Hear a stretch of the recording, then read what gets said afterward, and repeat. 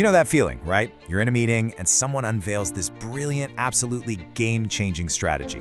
The energy in the room is just electric. Everyone's fired up. But then, fast forward a few months and crickets, nothing's really changed.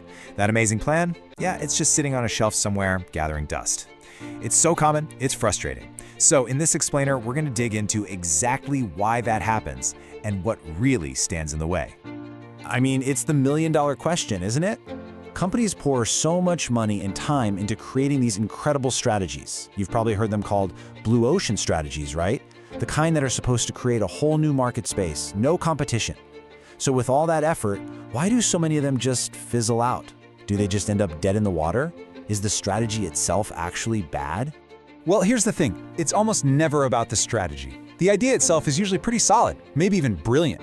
The real problem, the place where everything falls apart, is in that huge gap between the plan on the whiteboard and what happens in the real world. It all comes down to execution. That's where all the hidden roadblocks are just waiting to trip you up. All right, so let's get into it. Here's our game plan. We'll start by looking at something called the great strategy paradox. And then we're going to break down the 4 big hurdles that get in the way. The cognitive one, the political one, the motivational one, and yep, the resource hurdle. So first up, the great strategy paradox. And it really is a paradox, kind of like a catch-22. Think about it. A bold new strategy requires the company to change, like its entire DNA, how people think, how they work, everything. But here's the kicker. All the success you've had up until now has built this super strong corporate immune system. Its only job is to protect the way things are right now. So the very things that made your company successful are the exact same things that are now fighting against your future success. Wild, right? Okay, let's jump into that first hurdle, the cognitive one. This is all about what's going on inside people's heads. It's like this invisible gravity pulling everything back to the way things are. You know that phrase, "but this is how we've always done it"? This is where it comes from. And it's not a question, it's a shield. It's a wall they put up. Basically, the cognitive hurdle is when an entire organization is just stuck.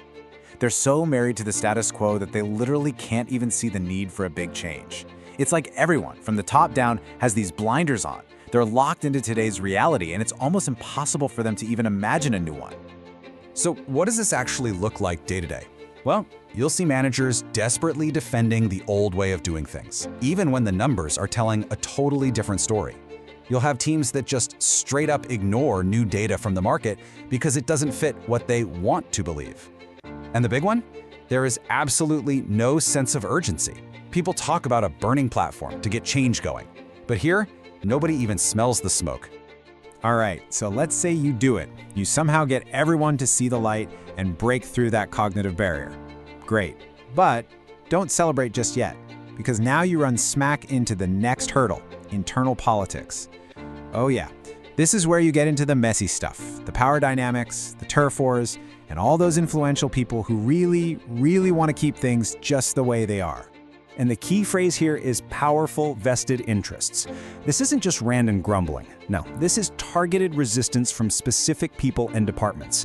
See, a new strategy almost always means moving power and money around. Someone's budget's going to get cut. Someone else's team might not be as important anymore. And you better believe when people feel like they're about to lose something, they will fight to stop it. And you can see this playing out all the time. You get these influential managers who become these little pockets of resistance, quietly sabotaging the new plan. You've got departments that suddenly stop sharing information, or they start working against each other. And then of course you have the classic turf wars, right? Where everybody's fighting over who's in charge of what, and in the end, nothing actually gets done. Okay, deep breaths. You've managed to get people to see the need for change, and you've somehow navigated the political minefield. Phew. But you're still not home free, because now you're up against the motivational hurdle. This one is all about the people, the folks on the ground who have to do the actual work. They're looking at all this and asking a totally fair question. What's in it for me? Why should I even bother? And this is so critical. A game-changing strategy doesn't just happen during work hours. It needs that extra push, that discretionary effort where people are willing to go above and beyond.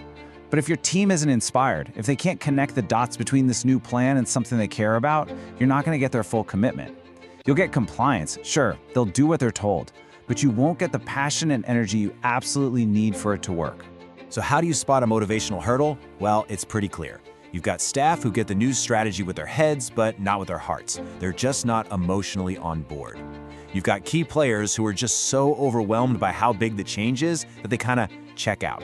And a really common one, the company is still rewarding people for doing the old stuff, not the new stuff the strategy actually needs. Which brings us to our final hurdle. And this one might be the most concrete of them all, the resource hurdle. This is where the big, beautiful idea slams into the brick wall of reality. It's that classic line we've all heard, right? That's a fantastic idea. We just don't have the budget for it. And here's the really important thing to get. You could have everyone on board, the politics sorted out, and a team that's fired up and ready to go. But if you starve the strategy of resources, it's going to fail, period. And what's crazy is, it's often not that the company doesn't have the money. It's that the money is still locked up, funding all the old projects and the old way of doing business. You see this play out so clearly. The annual budget gets approved, and guess what? It's just funding the same old stuff. Meanwhile, your best people, the A-team you need to make this happen, they're already completely swamped just trying to keep the lights on. So this big new strategy ends up being just another thing on their to-do list, with no extra time or money. It's basically set up to fail before it even begins. So let's wrap this up with a quick look at all 4 hurdles together. First, you've got the cognitive hurdle. That's all about challenging those deep-seated "we've always done it this way" assumptions. Then, the political hurdle, navigating those internal turf wars. Third is the motivational hurdle, really inspiring and aligning your people. And finally, the resource hurdle, making sure you're actually putting your money where your future is, not where your past was. And that leaves us with one final question for you. As you look at these 4 hurdles, think about your own company, your own team. Which one of these is stopping your big idea? Which one sounds painfully familiar? Is it just one? Or maybe it's a mix of all of them? Because honestly, just being able to name the hurdle that's holding you back, that's the absolute first step to actually overcoming it and making that brilliant strategy a reality.